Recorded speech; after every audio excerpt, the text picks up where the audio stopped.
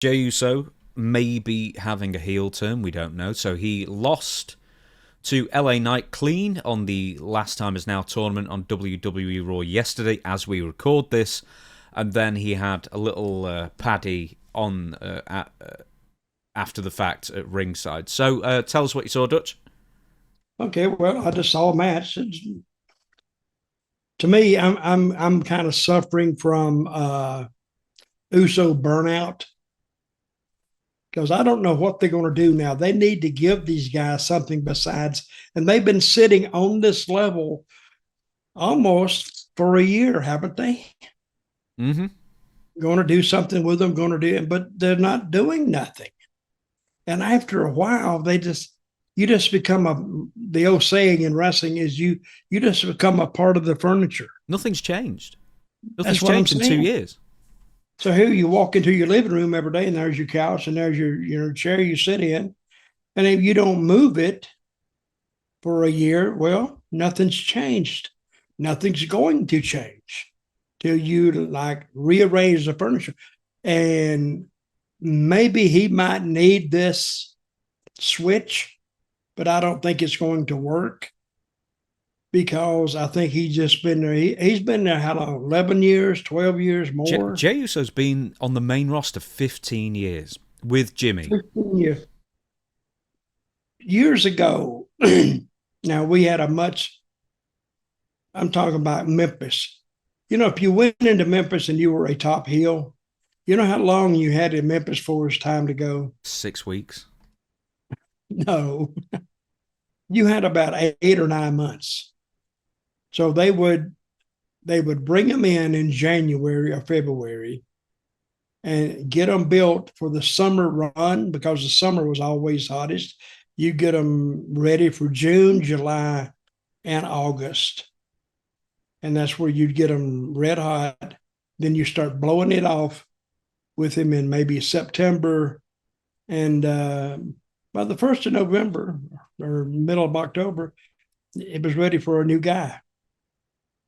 So by the time they turned him over, let's say we give him a year, time they turn him over, now a new heel is starting in January and starting the process all over. So it rolled over.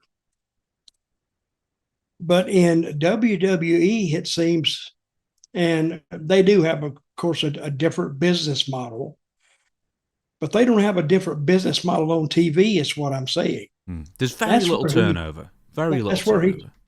yeah, that's where he's stale. They've seen him so long on TV. I don't think he clicks the scale anymore. Now that's my feeling as a fan. But you can tell that. I mean, he pitched the little bitch out of the ring through the toward the stairs up the steps.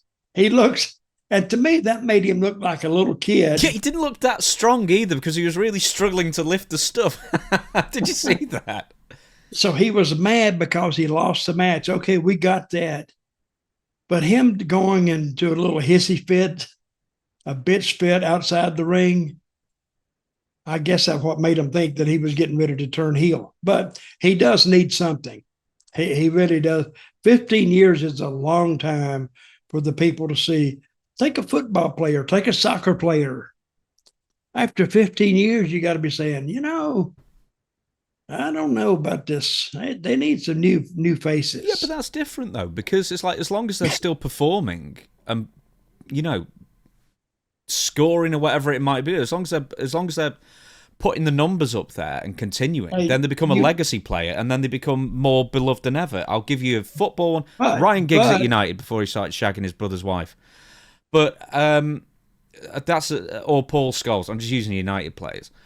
But no, people were devastated when they left. It's completely opposite. I think in wrestling you've got to have that turnover, and Jey Uso I think is someone who has suffered the burnout more than anyone else because on Survivor Series I was going to throw my remote at the TV when halfway through Jay starts doing the damn let's rewind and let's do the entrance song and do the bouncy thing with all the fans again during the match. And the match was already 30 minutes old. I was ready to scoop my eyes out with a melon baller. I've so had enough of Jey Uso, man. He's the most sick of someone I am of anybody on either roster at the moment. He's so overplayed. Okay, you said that those superstars in soccer, they're still performing. If they're still performing, I mean, if they're just there for the sake of it. But when's the last time you saw one of the Usos perform?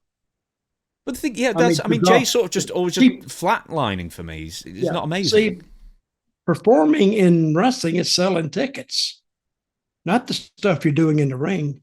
But I think he's hit the high spot, the high moment, the high water mark, and I think they need to make a drastic change. But I don't think the people would accept the change. I don't. Well, I was thinking, well, if he turns heel, right? So what? So what then? It's just the same stuff. What then? Now you're asking them to say, well, we like the guy, and now he does something, and now we're not supposed to like him. The crowd, when they figure out what's going on, they will cheer him more, really. And so you put him in against the biggest heel, the biggest babyface, and they may cheer him. Wrestling fans are hard to work with too. You're saying, no, wrestling, go the other way. Hate him, please do it. It's my idea. You're going to make me look bad. I think that there are certain people that can remain fresh on television for a long time. I don't think Jey Uso is one of them. I'll give you... here's this. There is so little turnover in WWE because there's still the Usos. CM Punk's been there 2 years. Cody Rhodes has been there 2 years, and I think the fans are turning on him somewhat. Roman Reigns turns up once every 3 months, the same as he did years ago. I know Seth Rollins is injured at the moment, but Gunther, Seth Rollins, Brock Lesnar will turn up once in a while. I think the only people who the fans, or at least I'm not that sick of and want to see more of, are maybe LA Knight and Drew McIntyre. They're few and far between, people who've just been on screen for a long time. What about CM Punk? Nah. I don't think... Yeah, but it's... Are you as interested in CM Punk as you were 2 years ago? No. It was great when he was with Drew McIntyre and he was turning up occasionally, even though he was injured. He had a real storyline to get his teeth into. But it's the vision, man. But the thing about wrestling, it can go from woe to go in an instant. They just do the right thing, rebuild almost everybody you want to rebuild, and start telling some stories. And sometimes the stories in telling the stories will overlap, or you'll see a spot where they overlap. If they combine them, now I've seen territories like that. I like Memphis. When Memphis goes down, they would freak out. You'd see Memphis with 5,000 people. They'd freak out. And I'm thinking, wait a minute, 5,000 people? In most places, that'd be a good crowd, 5,000 people. But the Mid-South seated about 11,000. So it was half empty. It didn't make for a good wrestling environment.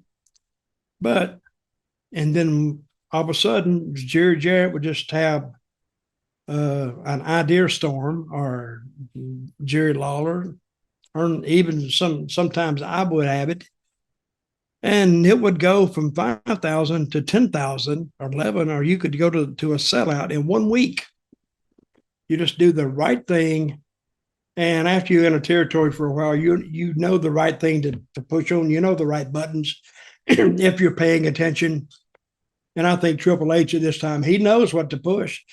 And that's why I'm doubting if TKO even cares about their TV that much. It's been a year. Name the last interesting thing WWE they're going to get the same money for this TV, whether it does a 10 rating or whether it does a 1.5. Yes or no? Yeah. So at least for 5 years, yeah. And they'll get that money, and maybe they're telling them, and the creative, and maybe getting told, hey, take it easy. No need to get in a big rush. And I think they're listening. because they're not getting in a rush. No, there's But a I would lot like of treading I would, water. I would like to see it better though. Yeah.